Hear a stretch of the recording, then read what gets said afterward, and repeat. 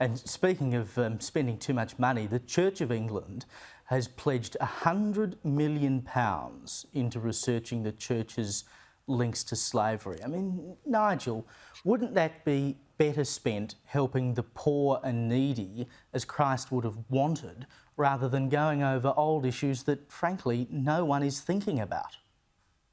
Well, we've also got clergy leaving.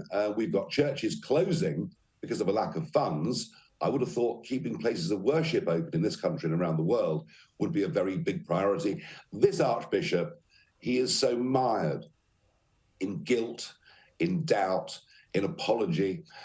He spends most of his life telling us what a terrible country we are.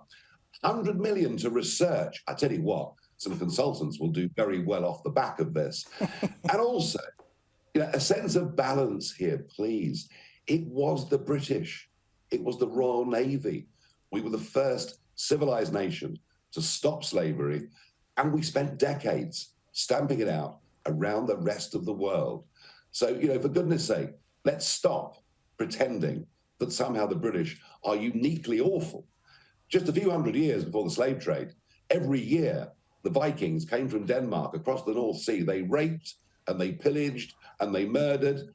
So if we're going to follow this logic, maybe we should go to Copenhagen and ask them for money. It is ridiculous. We've just got a minute here, Nigel, but I see Boris Johnson has given a very forward speech about where he thinks the Conservative Party should be going in the UK. Are there any chances of him making a comeback, do you think? Ironic, isn't it? Boris Johnson, who dragged the Conservative Party way to the Liberal left, turned it into virtually a Green Party, put up taxes, increased the power of the state, now gives a speech saying we must live in low-tax Britain, and basically, I'm the man to lead it. Now, he does have a support club, because he is at least entertaining compared to Mr. Sunak. Mr. Sunak, who is enough to send you to sleep, frankly. But he's also upset too many people with his dishonesty and his personal behaviour. And I don't believe a comeback is going to happen, even if Boris is now openly fantasising about it. Nigel Farage, thank you for joining me tonight. Thank you.